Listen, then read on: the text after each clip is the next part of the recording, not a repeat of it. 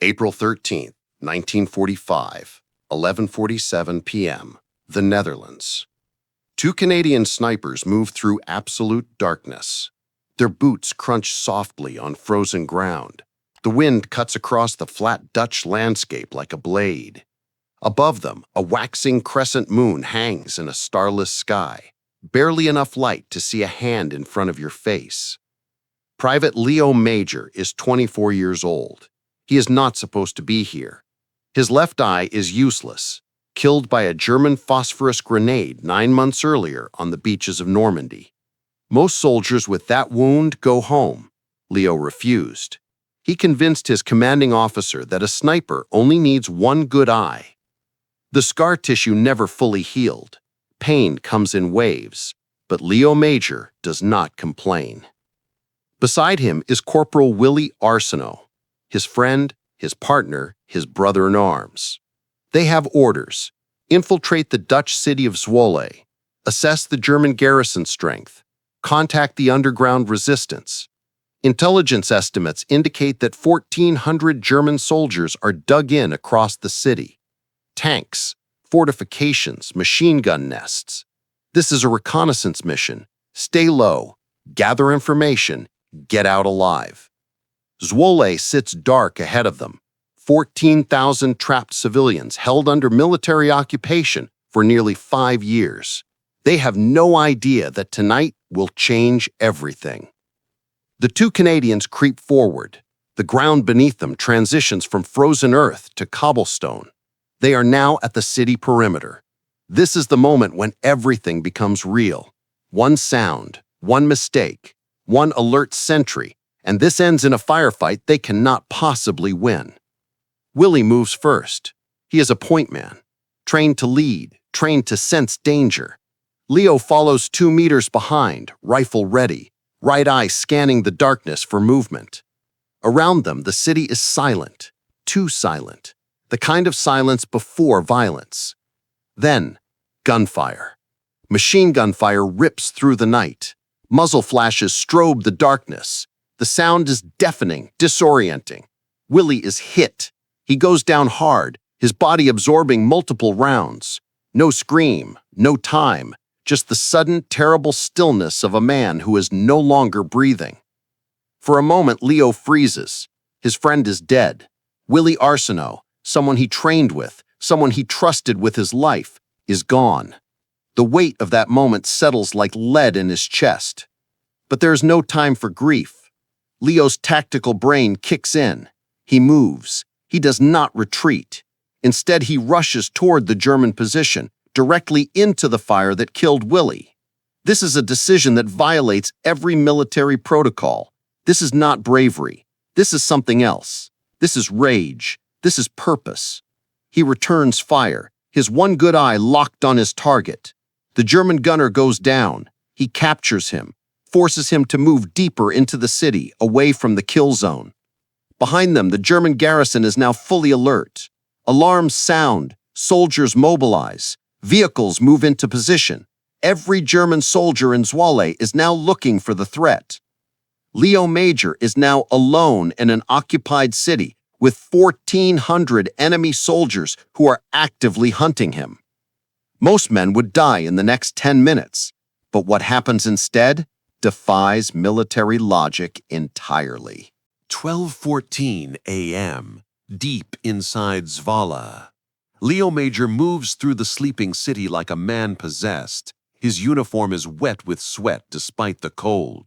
His right eye burns with tears he refuses to shed. In his mind, there is only one thought: Willie is dead. Willie is dead. Willie is dead. The psychological shift is instantaneous and absolute.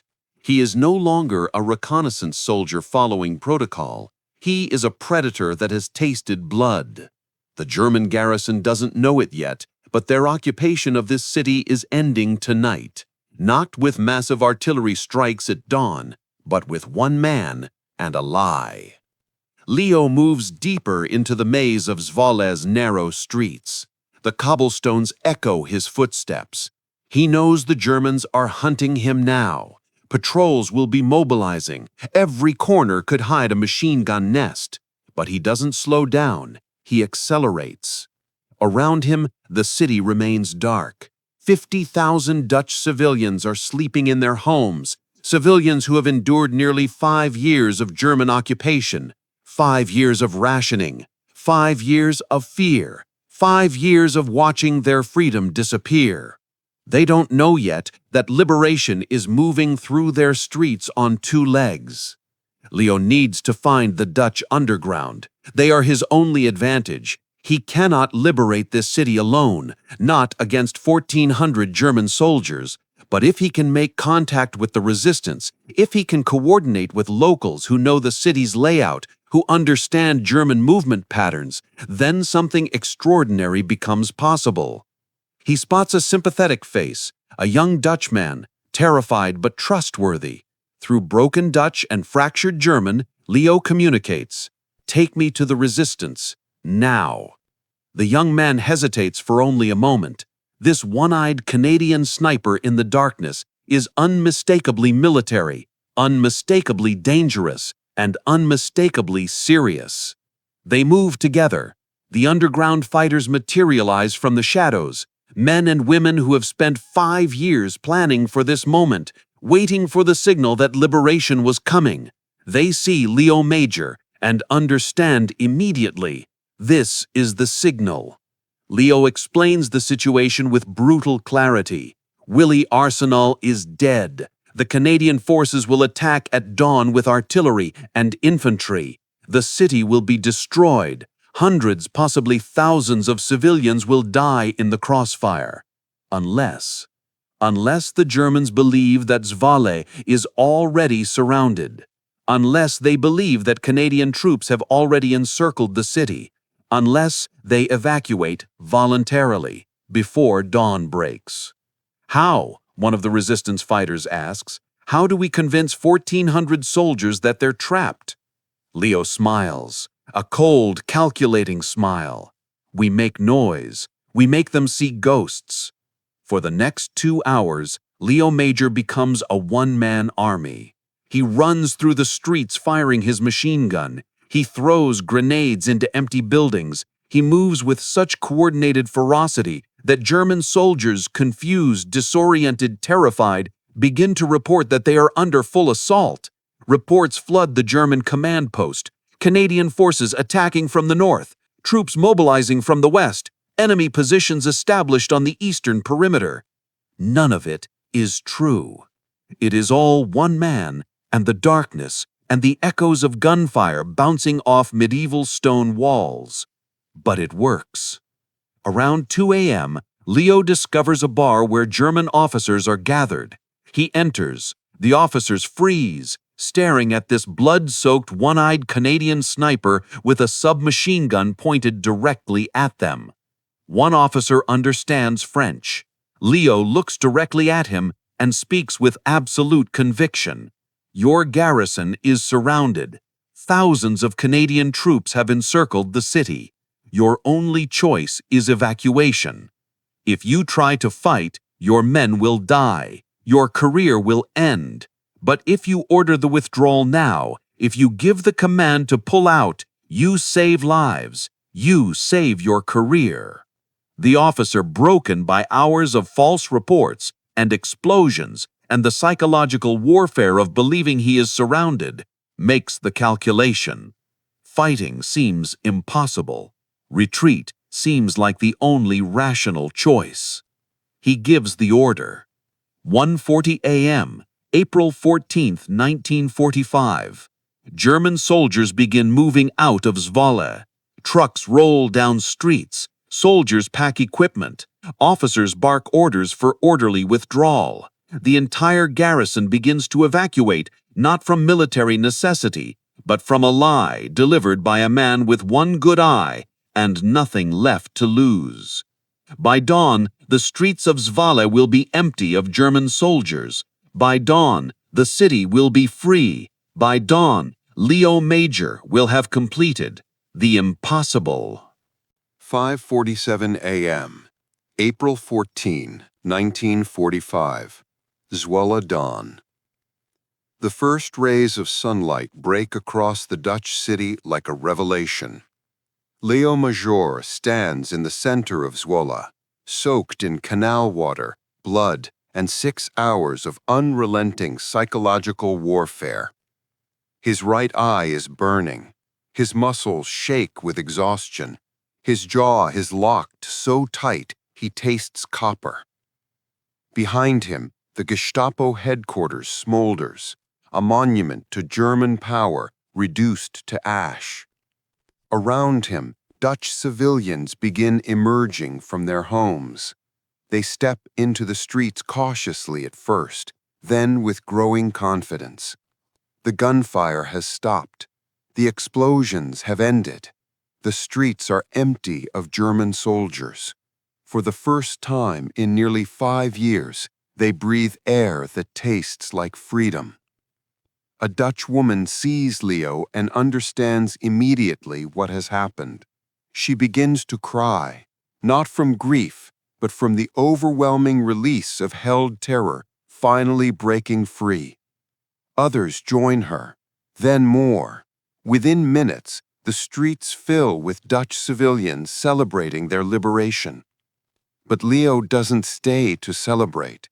He has one more mission before he can rest. He returns to the farmhouse where he and Willie began. He finds his friend's body, still lying where the German machine gun cut him down.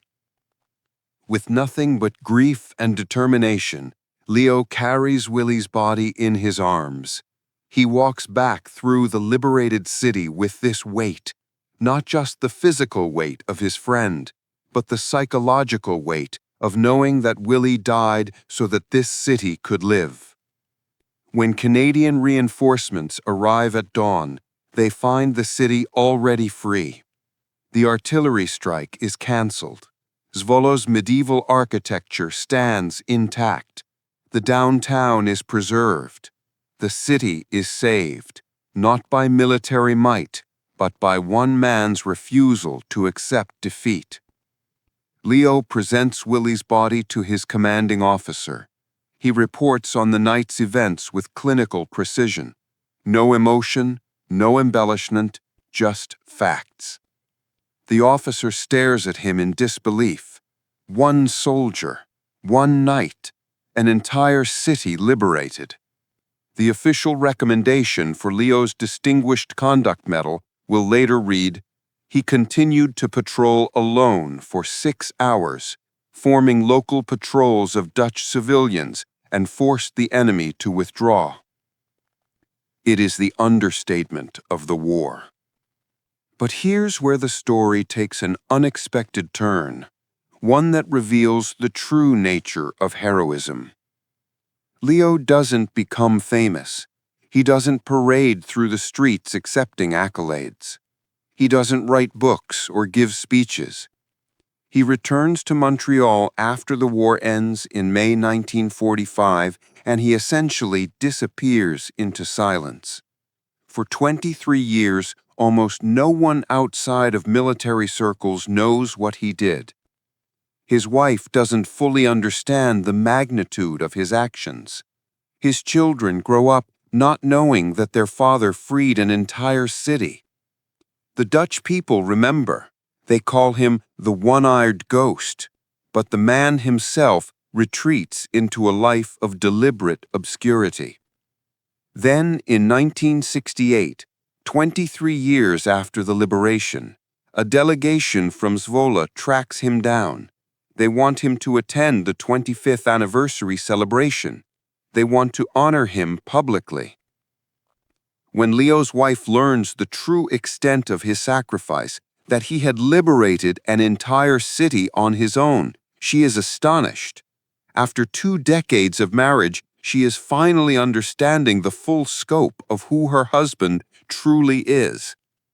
Léo travels to Zwolle. The reception is overwhelming. He's treated like royalty. Thousands of Dutch citizens line the streets to see him. They hoist him on their shoulders. They weep. They thank him not just for their freedom, but for sparing their city from bombardment. From that moment forward, Léo becomes a bridge between nations, a living symbol of sacrifice and courage. He visits Zwolle repeatedly. The city names him an honorary citizen in 2005, just 3 years before his death. A bronze statue of Léo Major is erected in Zwolle, a one-eyed sniper in military uniform, rifle in hand, forever looking toward the city he saved.